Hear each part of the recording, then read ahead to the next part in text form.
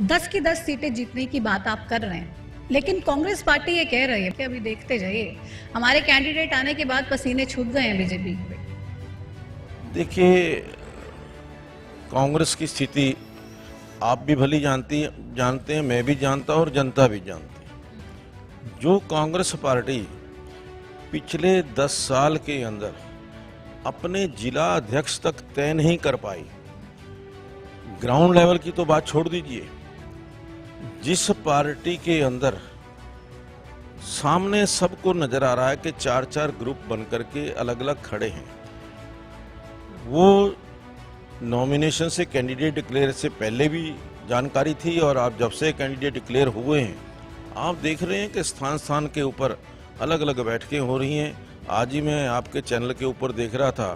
कि फरीदाबाद के अंदर करण दलाल जी अपनी अलग से मीटिंग बुला रहे हैं, कहीं चौधरी वीरेंद्र सिंह जी अलग से मीटिंग बुला रहे हैं, कहीं पर हमारी बहन किरण जी वो अलग से मीटिंग बुला रही हैं। तो एक असंतोष कांग्रेस के अंदर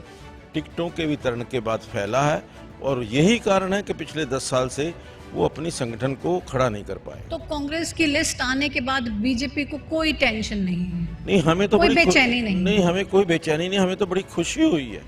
कि जो कैंडिडेट आए हैं, कैंडिडेट भारतीय जनता पार्टी का कार्यकर्ता तो तैयार है, लेकिन कांग्रेस के लोग भी,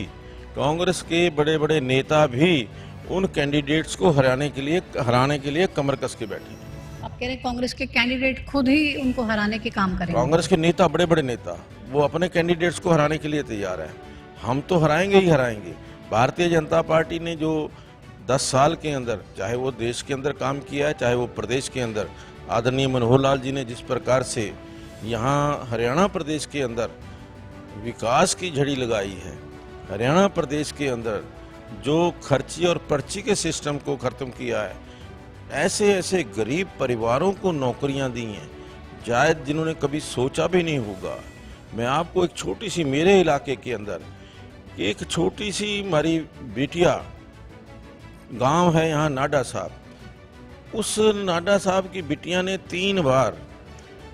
कांग्रेस के राज के अंदर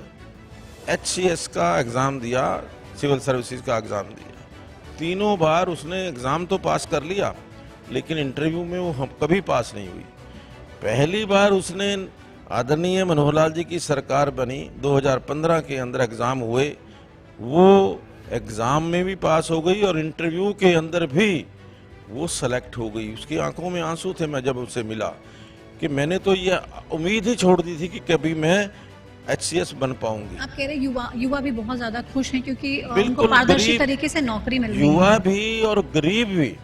क्योंकि ऐसे ऐसे गरीब परिवारों, जब हम गांव के अंदर जाते हैं, गरीब परिवारों के अंदर जो बच्चे हैं, कभी जिन्होंने सोचा नहीं था कि बिना पैसे के, बिना किसी सिफारिश के हमारी भर्ती हो सकती है, जब उनके हाथ में अपॉइंटमेंट लेटर जाता है तो उनकी आंखों के अंदर एक खुशी झलक रही होती है और आंखों के अंदर आंसू होते हैं कि, और वो मनोहर लाल जी का बहुत बहुत आभार भी व्यक्त करते हैं कि हमें एग्ज़ाम दिया था, अपनी योग्यता के आधार पर हमें सिलेक्शन भी नहीं है, बिना कोई पैसा खर्च किए। तो आज उसी का परिणाम है कि हर गांव के अंदर 10 या 20 जवान बच्चे, चाहे वो पुलिस में है या अदर जो डिपार्टमेंट्स हैं उनके अंदर है, उन बच्चों की भर्ती हुई है और वो भर्ती होने के कारण गांवों के अंदर ये माहौल बना है। आज बच्चों के अंदर, आज बच्चों का जो पढ़ाई की ओर रुझान हुआ है, वो बढ़ा है। वो आप देखिए स्थान स्थान के ऊपर